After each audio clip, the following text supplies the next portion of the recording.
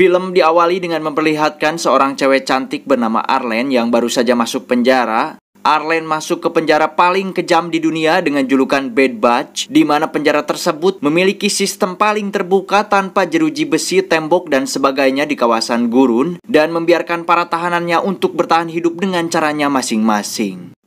Penjara tersebut tidak terjangkau oleh peraturan dan hukum Amerika. Dengan kata lain, wilayah tersebut adalah wilayah bebas hukum. Jadi pengencerotan, jualan narkoboy, dan bahkan saling membunuh pun sah-sah saja di sana. Dan inilah The Bed Batch. Arlene merupakan tahanan yang ke-5040 di Bed Batch dengan kode yang berada di bawah telinganya. Ia pun terus berjalan menyusuri gurun dan tak sengaja Arlene pun melihat sebuah mobil butut yang terparkir di sana. Arlene pun langsung menghampiri dan masuk ke dalam mobil tersebut. Karena sejatinya mobil butut tak bisa diandalkan, Arlene pun hanya sibuk berdandan sambil melihat foto dirinya bersama sang kakak. Tak berserang lama, terlihat dari kejauhan datang dua orang asing atau tahanan lain yang menuju mobil tersebut, di mana Arlene sangat ketakutan dan langsung berlari sekencang mungkin untuk menghindari mereka. Namun apalah daya, Arlene pun akhirnya tertangkap dan dibawa ke camp orang tersebut.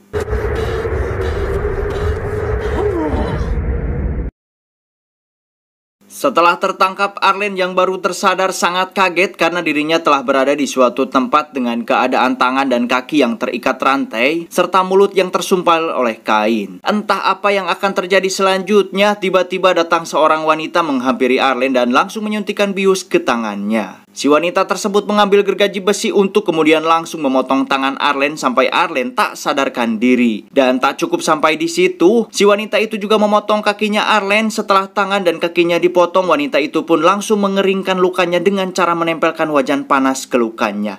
Halalah, ngeri aji. Dan dapat kita simpulkan bahwa Arlene diculik oleh tahanan Bed Batch yang bertahan hidup dengan cara kanibal, terutama kepada tahanan baru. Pada malam harinya, Arlene yang kini tak bisa pergi kemana-mana mempunyai ide brilian agar dirinya tak lagi dijadikan daging panggang oleh mereka. Dengan cara Arlene BAB sebanyak-banyaknya dan melumuri seluruh tubuhnya dengan nya sendiri. Loh, kok?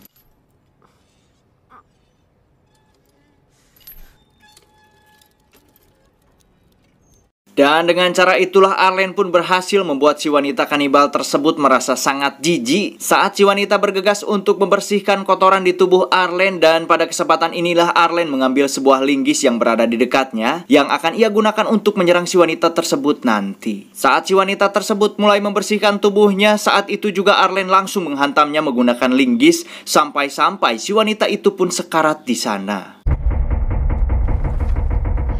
Arlene yang sudah cukup jauh menyeret tubuhnya tak sengaja melihat papan skateboard di pojokan yang langsung diambil untuk digunakan sebagai penopang tubuhnya.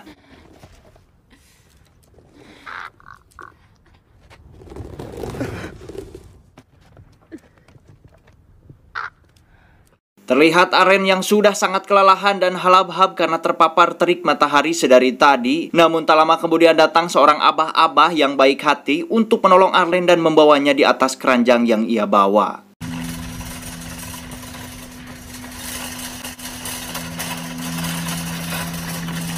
Menempuh jarak berpuluh-puluh kilometer, si abah pun membawa Arlene ke sebuah tempat yang bernama The Comport, yang mana tempat tersebut merupakan tempat yang akan dituju oleh Arlene sebelumnya. Tiba di The Comport, Arlene langsung disambut oleh orang-orang yang berjaga di pintu gerbang dan langsung menolongnya, sedangkan si abah langsung pergi dari sana tanpa sepatah kata pun.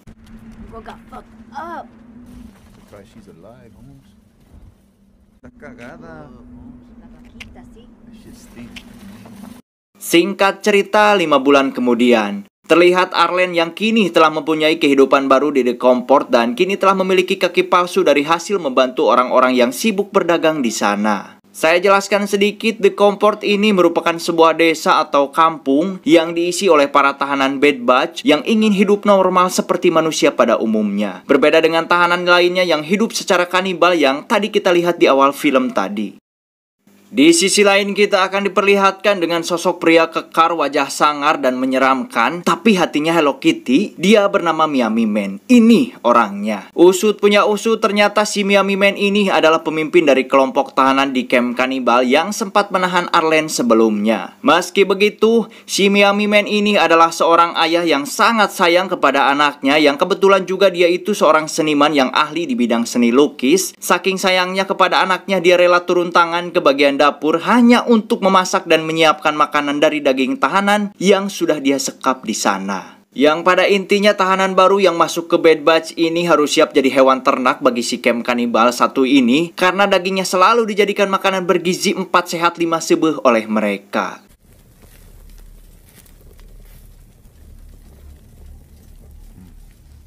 Beberapa hari kemudian terlihat Arlen yang berada di The Comport telah bersiap dengan pistolnya yang ia beli di toko Mang Omon. Arlen pun pergi keluar dari The Comport untuk berlatih menembak di sana. Sementara itu, di camp kanibal terlihat anaknya si Miami Man yang bernama Miel sedang bersiap untuk pergi bersama pengasuhnya ke tempat pembuangan sampah untuk mencari barang-barang bekas yang masih bisa digunakan, yang lokasinya tak jauh dari The Comport.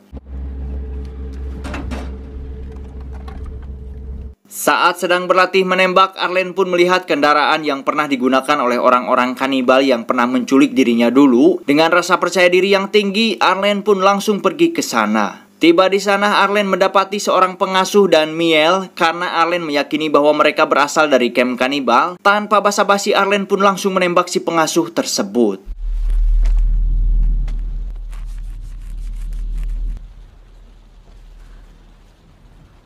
Tak lama setelah kejadian tersebut, terlihat si Abah yang telah menolong Arlen melihat Arlen bersama Miel dari kejauhan menggunakan teropong ajaibnya menuju The Comport. Kembali ke Arlen yang tiba di The Comport langsung membelikan seekor kelinci untuk Miel, lalu membawa Miel ke rumahnya untuk beristirahat. Di sisi lain terlihat Miami Man yang khawatir kepada anaknya karena hari mulai sore anaknya tak kunjung pulang. Si Miami Man pun langsung pergi ke tempat pembuangan sampah untuk menyusul mereka. Setibanya di sana, si Miami Man pun menemukan pengasuhnya telah kojor sedangkan Miel tidak ada di sana.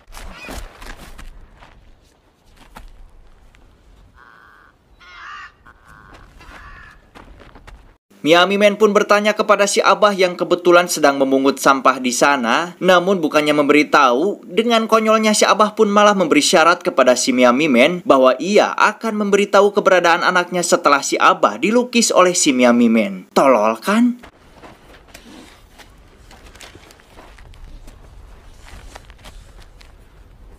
Sesuai yang saya bilang tadi dari awal, hati si Miami Man ini memang tak sesangar wajahnya. Dan karena ia juga sangat piawai dalam hal lukis-melukis, maka baginya bukanlah suatu hal yang sulit untuk melukis seorang abah-abah yang sudah bau tanah.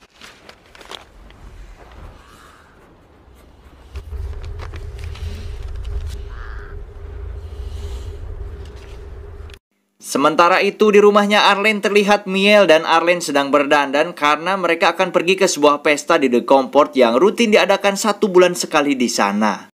Di mana kita akan diperlihatkan sosok dari pemimpin The Comport yang dijuluki dengan The Dream atau mimpi. The Dream sendiri terkenal dengan gaya kepemimpinan yang bebas dan sangat dicintai oleh masyarakatnya. Di mana ia juga menerbitkan mata uang sendiri yang sampai sekarang masih digunakan sebagai alat transaksi di The Comport.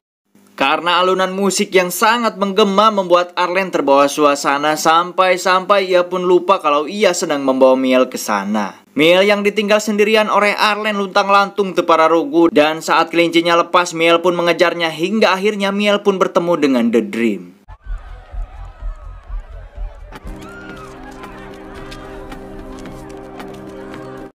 Sementara itu, Arlen yang teler karena efek Amer yang telah ia minum sebelumnya membuat Arlen abok cukup parah sampai-sampai Arlen berjalan keluar dari The Comport. Di tengah-tengah gurun itulah Arlen berimajinasi tingkat dewa sampai Arlen tak menyadari bahwa si Miami Man berada tepat di hadapannya.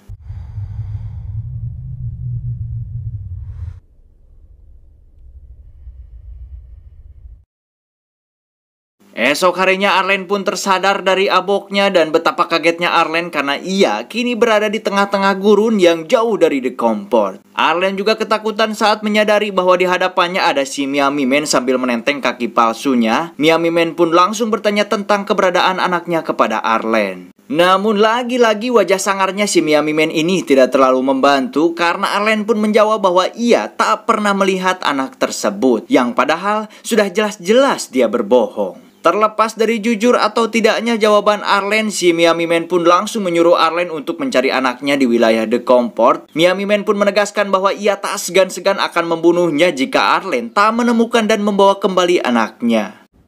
On nobody except that little girl. And I'm going to kill you. That you won't find her for me.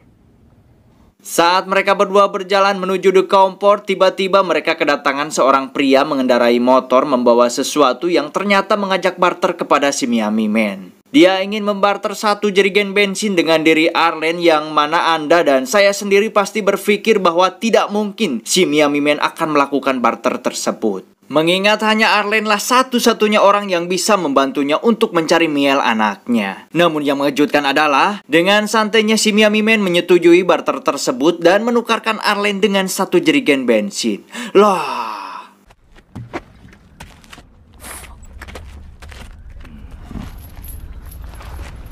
Namun saat Arlen akan dibawa pergi oleh si pria tersebut, si Miami Man pun langsung membantai pria tersebut menggunakan sajam yang ia bawa. Yang ternyata barter tersebut hanyalah akal-akalan si Miami Man saja, hingga akhirnya si Miami Man pun menang banyak, bisa mendapatkan air minum, motor, juga potongan tangan si pria tersebut dengan gratis, tanpa biaya sepeser pun.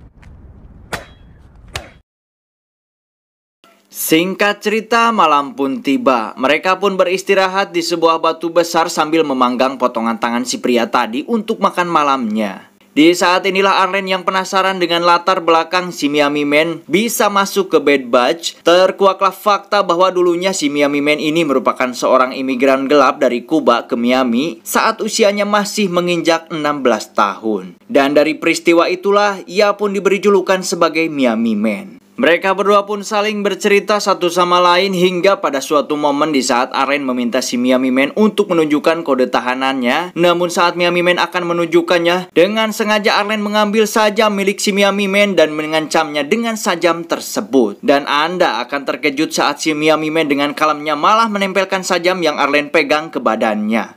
Doesn't change nothing for me. Doesn't change nothing for you. Namun hal tak terduga pun terjadi di mana si Miami Man ditembak oleh seorang pria misterius di bagian dadanya. Usut punya usut, ternyata pria tersebut merupakan tahanan yang berhasil kabur dari camp kanibal dan akan pergi ke The Comport. Pria itu pun mengajak Arlen untuk pergi dari sana.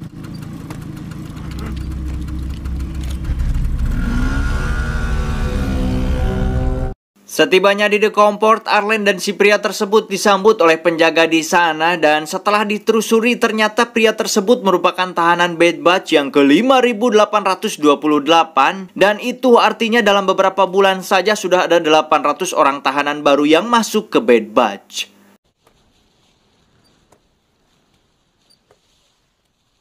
Esok harinya Arlen yang kepikiran tentang si Miami Man kembali keluar The Comport untuk mencarinya di tempat semalam. Namun si Miami Man sudah pergi dan Arlen hanya menemukan buku lukisannya saja. Di sisi lain terlihat si Abah yang sedang berjalan melihat si Miami Man sedang ngagoler tak sadarkan diri. Merasa kasihan, si Abah pun langsung menolongnya untuk kemudian merawat si Miami Man layaknya anak sendiri.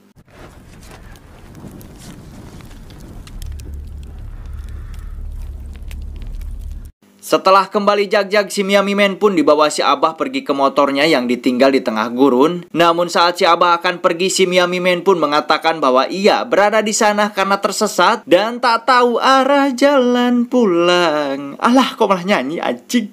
Estoy perdido.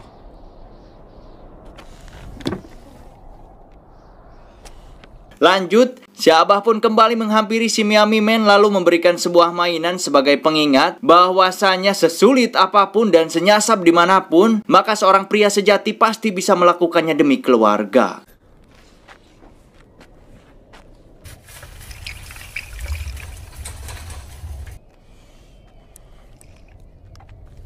Sementara itu, terlihat Arlen sedang membuka lembar demi lembar buku lukisan milik si Miami Man. Dan setelah melihat lukisan tersebut, Arlen merasa bersalah karena ia telah menculik Miel ke The Comport. Arlen pun mengcopy lukisan tersebut lalu bertanya kepada beberapa tahanan lainnya sambil menyebar selebaran lukisan Miel di seluruh wilayah The Comport. Hey, have you guys seen a little girl? Dan tibalah momen di mana saat Arlen hampir putus asa karena tak bisa menemukan Miel. Tiba-tiba ia melihat Miel bersama istrinya si The Dream berjalan tepat di hadapannya. Yang mana kini Miel telah diangkat menjadi anaknya si The Dream yang selalu dimanjakan dengan fasilitas mewah di rumahnya. Menjelang malam hari, Arlen pun mendatangi rumah si The Dream di mana Arlen pun disambut baik oleh para istrinya di sana. Dan yang menarik adalah ternyata semua istrinya si The Dream itu sedang mengandung 8 bulan. Saat bertemu dengan si The Dream, mereka berdua pun mengobrol ngaler ngidul sampai-sampai Arlen terbuai oleh omongan si The Dream yang berniat untuk menjadikan Arlen sebagai istrinya yang entah keberapa. Si The Dream pun menyuruh salah seorang istrinya untuk mempersiapkan kamar spesial untuk Arlen. Namun faktanya, Arlen tak benar-benar ingin menjadi istrinya si The Dream, melainkan hanya sebagai cara agar Arlen bisa membawa kembali anaknya si Miami Man.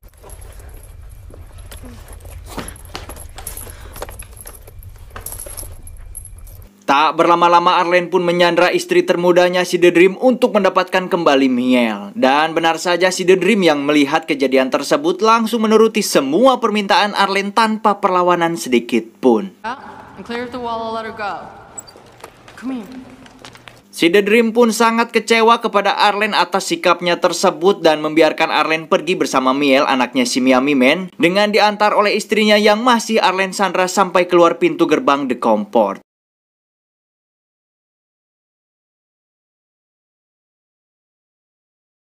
Di tengah-tengah perjalanan, Arlen sempat terhenti karena melihat dari kejauhan ada seseorang yang datang ke arahnya. Arlen pun bersiap dengan pistolnya, namun setelah mendekat, ternyata dia adalah si Miami Man. Tanpa berterima kasih sedikit pun alias culas kepada Arlen, si Miami Man dan anaknya berniat langsung pergi meninggalkan Arlen di sana sendirian. Namun saat si Miami Man akan pergi, Arlen pun memutuskan untuk ikut bersamanya dan bergabung dengan camp kanibal karena Arlen tak mau kembali lagi ke The Comport.